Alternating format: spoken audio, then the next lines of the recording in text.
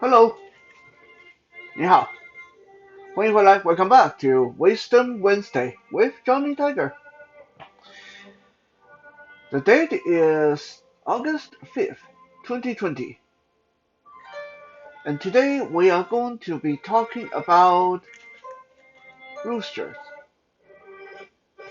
chicken, roosters. Well, actually, it's more specifically roosters because chicken is uh, a little bit uh, far from the topic. We are more focusing on roosters, but before we go into today's topic, I want to tell you about my rooster. You see, when I was little, I think this was when I was like 7 years old. I remember this one weekend, me and my family, we went off to visit a cousin who just bought himself a new chicken farm. Oh, it's a chicken ranch. I can never make it straight. Get it straight. It's a farm or ranch when you're raising chicken.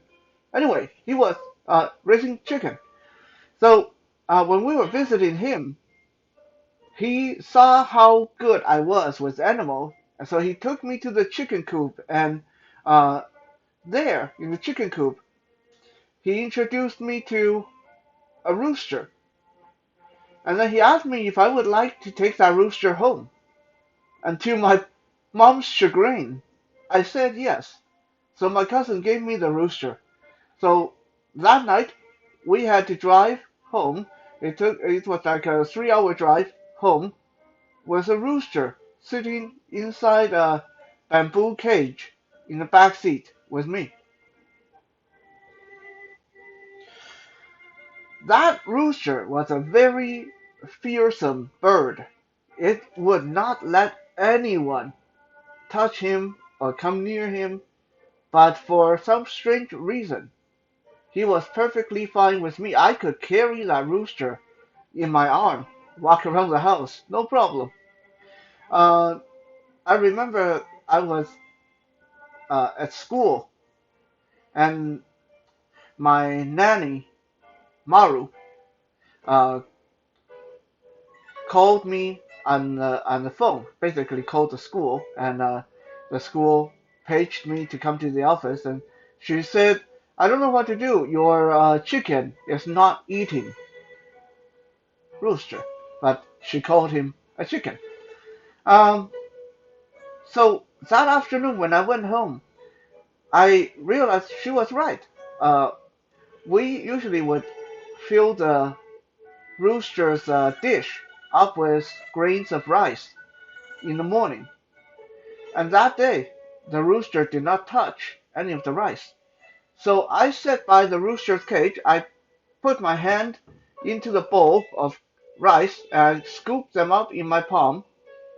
And wouldn't you know it, that rooster came over and started eating right out of my hand. Wouldn't eat them if they were in his bowl, but he would eat them out of my hand. So slowly, I uh, would hand feed him, and then what I would do is take the bowl and put a bowl in my hand and hold the bowl, and he would eat from the dish. And eventually, he would eat from the dish even when I wasn't there. To other people, that rooster was a holy terror. He would fly at them and chase after them and try to peck them and attack them, but he never did any of that to me. He was the most gentle animal when I was looking after him. Unfortunately, this tale does not have a happy ending.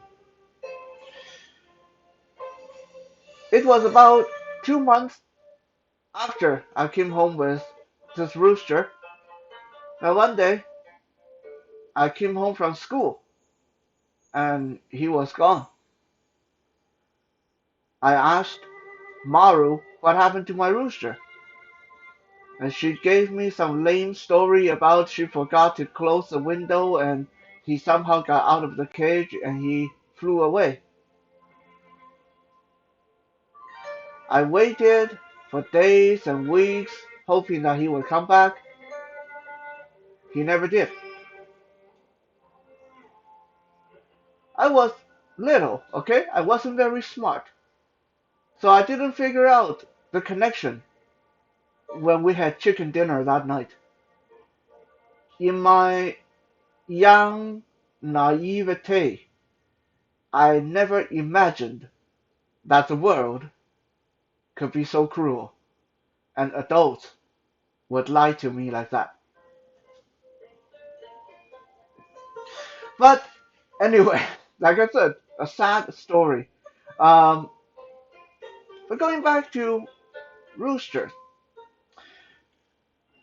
let's talk about chicken. I mean, chicken is one of those things. I think of all the meat in the world, chicken is probably what uh, get eaten the most. It's either first place or second place on the list of meat that get eaten the most by people as far as way back in human history. I don't know how we first started to catch these delicious birds and figure out that they are good fried and cooked or stewed or shredded or boiled or grilled or there's so many ways to cook chicken, and it's almost guaranteed that as long as you are a meat eater, that you're going to find a way to cook them that is to your satisfaction. But Chinese people have always had a very special place in our heart for roosters. Not so much for chicken, but for rooster. Now, speaking of chicken, what is the one dish in Chinese food that almost everyone in the world uh, recognize? It's kung pao chicken. I remember there was a certain American ambassador. When he went to Japan, he wouldn't touch Japanese food. He would order hamburger. When he went to Korea, he wouldn't touch Korean food. He would order spaghetti. But when he went to China, he ordered kung pao chicken. So where did the name come from? Why is it called kung pao chicken?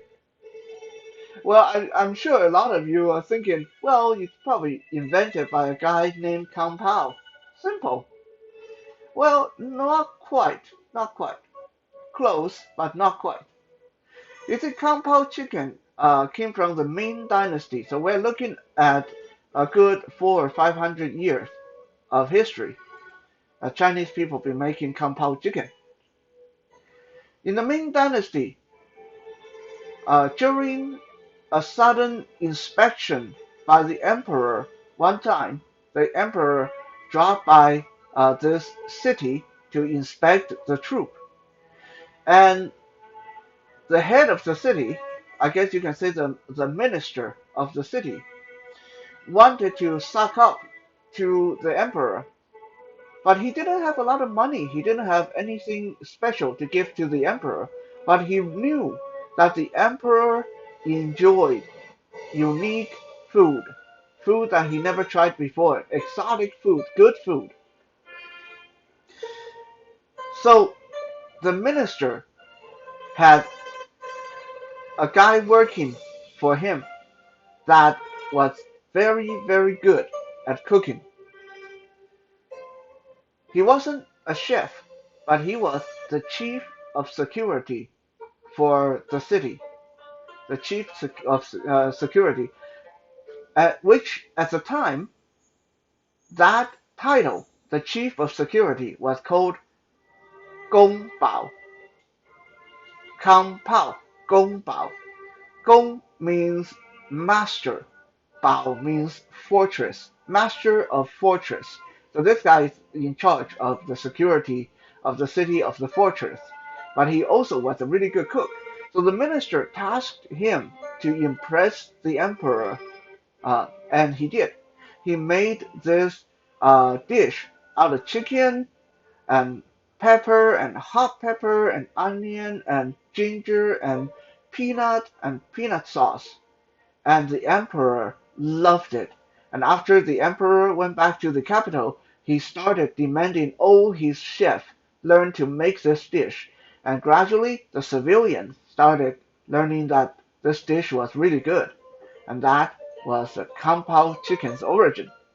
The chicken that invented by Gong Bao, Kung Pao, the chief of security. So Kung Pao chicken basically just means chief of security chicken.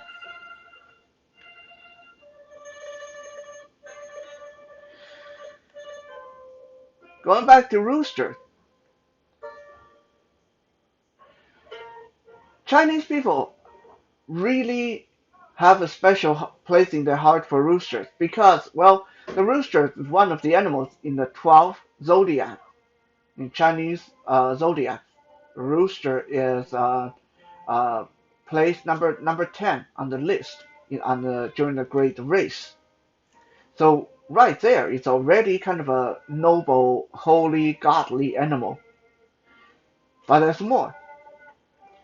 Chinese people believe that the rooster is very special because it embodies not one, not two, but five great virtues.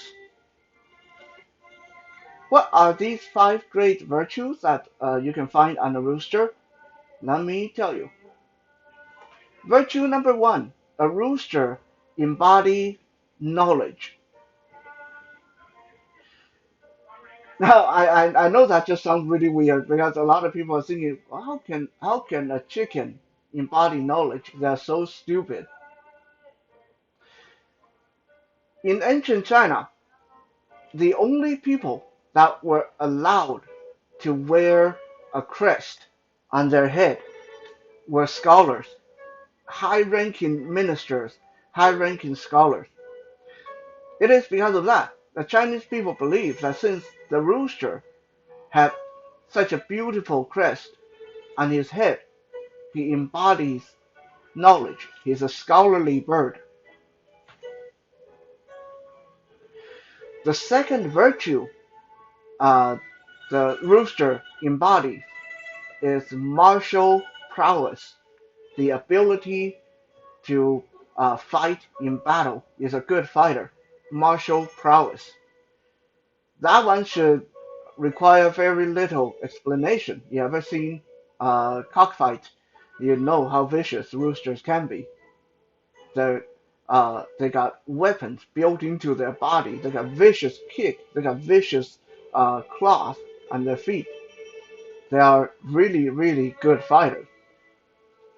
Uh, by the way, in case you didn't know, and I'm not yanking your chain about this, you can actually Google this one. Uh, chicken is actually considered a top tier predator in the animal kingdom. I know that just sounds ridiculous because almost everything eats them. But if you look at how a chicken hunt and their built-in sensory organs, their built-in abilities to track prey, they are up there as a top tier predator. So we already have knowledge and we have martial prowess. The third virtue embodied by a rooster is bravery. I don't know if you guys ever run into a rooster in person, but these birds are brave. No matter how much bigger you are, no matter how you yell at them and try to threaten them with weapons, they are going to come right at you. They can run into a bear or a wolf and they are not going to back down. A rooster is programmed to defend the hen and the chicks, and the rooster is going to do that. It's not going to back down from anything. It's a really, really, really brave bird. Virtue number four, the rooster embodies kindness. Again, this one would sound really ridiculous because roosters are so aggressive. How can they embody kindness? Chinese people believe that roosters embody kindness because they take care of those other chicken that are with them. They take care of their roost. If you scatter food on the ground in front of a rooster, the rooster is going to call the hens and the chicks to come eat before he would touch the food himself. That uh, shows a great level of responsibility, parental instinct, and it is really, really kind that the rooster will always call his companions to the food before he would eat. Last but not least, the rooster embodies the virtue of trust. It is a trustworthy bird. Why is a rooster a trustworthy bird? Because no matter what happens, tornado, thunder, uh, whatever, even when the rooster is sick, the rooster will always crow in the morning. It will always let you know it is time to get up to go work. It is time to start the day. Come rain, come shine, come storm, come fire, as long as the rooster is alive, the rooster will never let you down. It is always there when the day break and announcing the new day.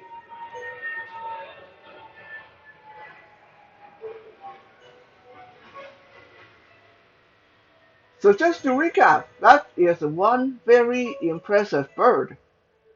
That's one bird embodying knowledge, martial prowess, bravery, kindness, and trust.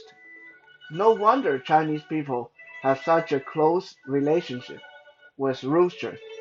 Roosters are also often embodied or believed to bring good luck because they are said to be the direct descendant from the phoenix. Also, another reason why Chinese people are very uh, uh, captivated by roosters is because if you have a pestilent problem, if you have a problem with centipede or other insects, cockroaches and stuff like that, having roosters, well, chicken for that matter, having chicken around is the quickest way to get rid of them because that's what they eat. And like I said, they are some of the top tier hunters in the animal kingdom. So if you get a bunch of chicken on your property, it's almost guaranteed that you will not have problem with little pesky, creepy, crawly stuff.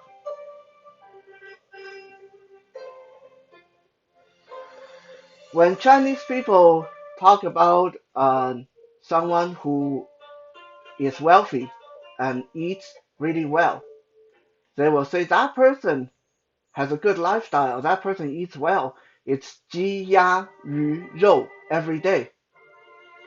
鸡 J-E means chicken.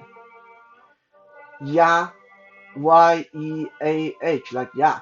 Ya means duck. Yu Y-O-U. Uh, it well, on paper it looks like it's a U, but it's pronounced yu. Means fish. Rou. R-O-O. Means meat. 鸡鸭鱼肉 is a phrase used to describe how well the person eats. And as you can see, even though 鸡鸭鱼, chicken, duck, fish, they're all meat, but somehow they have a special place before the meat is mentioned. Uh, Chicken is the first, duck is the second, fish, and then they mention meat. So basically beef, pork, everything else. So somehow, for some reason, chicken, duck, fish get to rank above the rest of the meat in the heart of Chinese people. And chicken is number one. Thank you for checking out today's Wisdom Wednesday. Speaking of which, I am going to go have some dinner. Will I be having chicken? We'll see. We'll be back again tomorrow for Toy Thursday. For now, have a good night.